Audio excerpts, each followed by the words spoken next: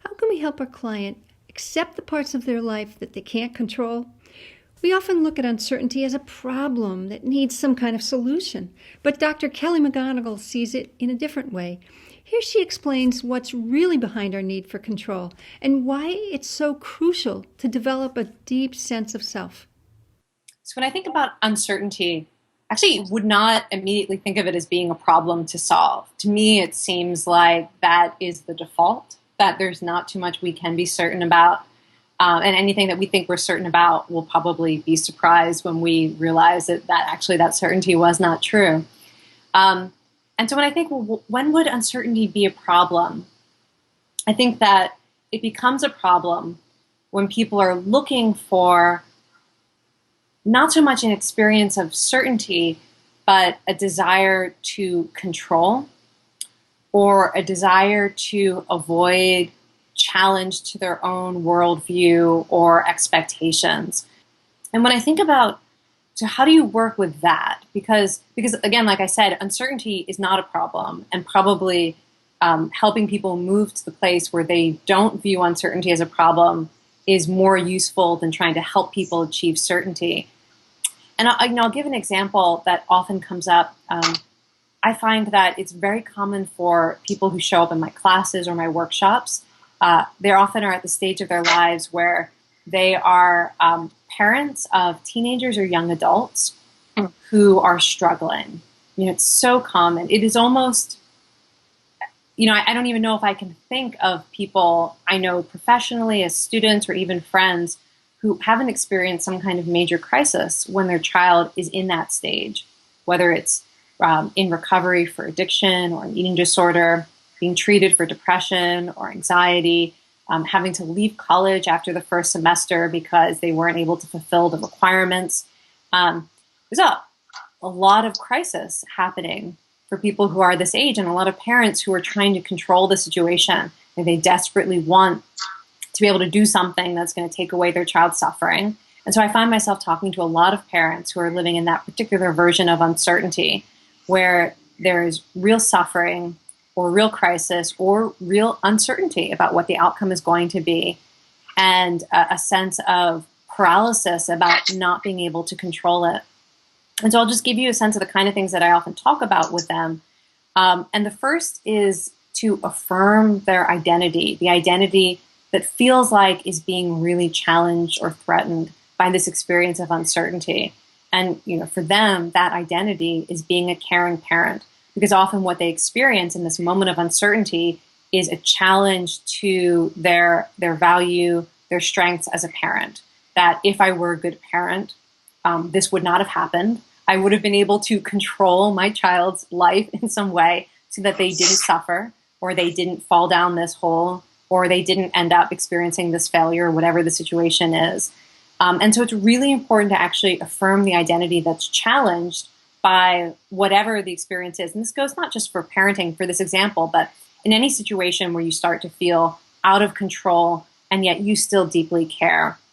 And it's so, to affirm that identity by saying, yeah, like one of the reasons this is so difficult for you is because you care so much, is because you are such a caring parent, is because you are so committed and devoted, right? It's not evidence of the opposite.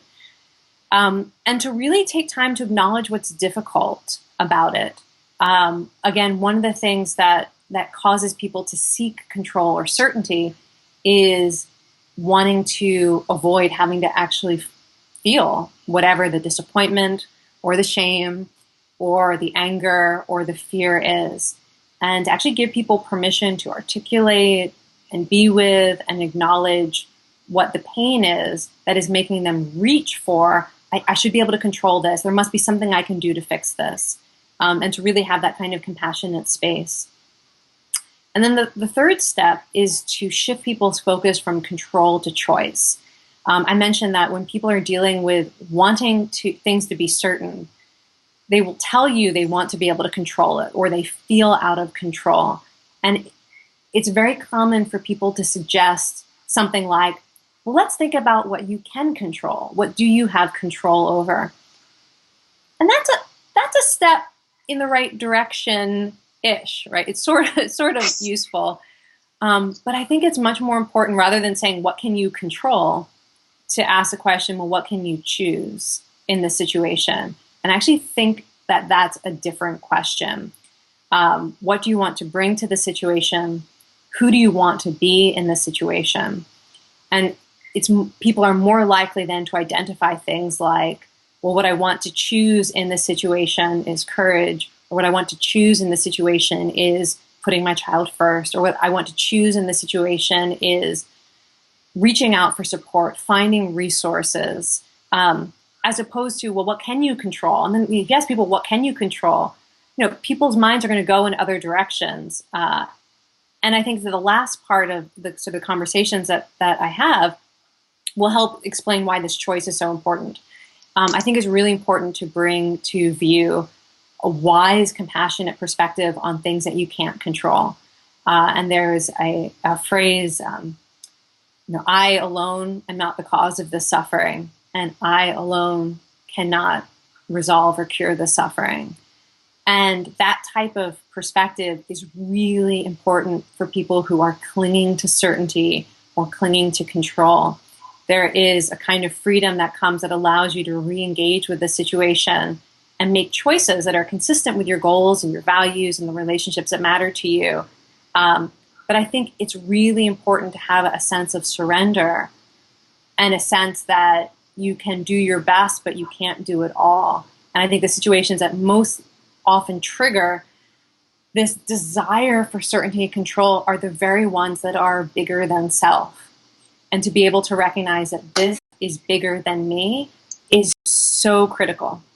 I think it comes in helping professions too. I know that often people who are motivated to help others, they often can get caught up in this trap too of wanting to be able to control the outcomes of their therapy or their medicine or their coaching.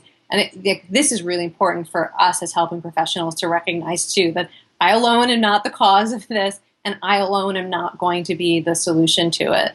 And just think about what we bring to the situation, what we can choose.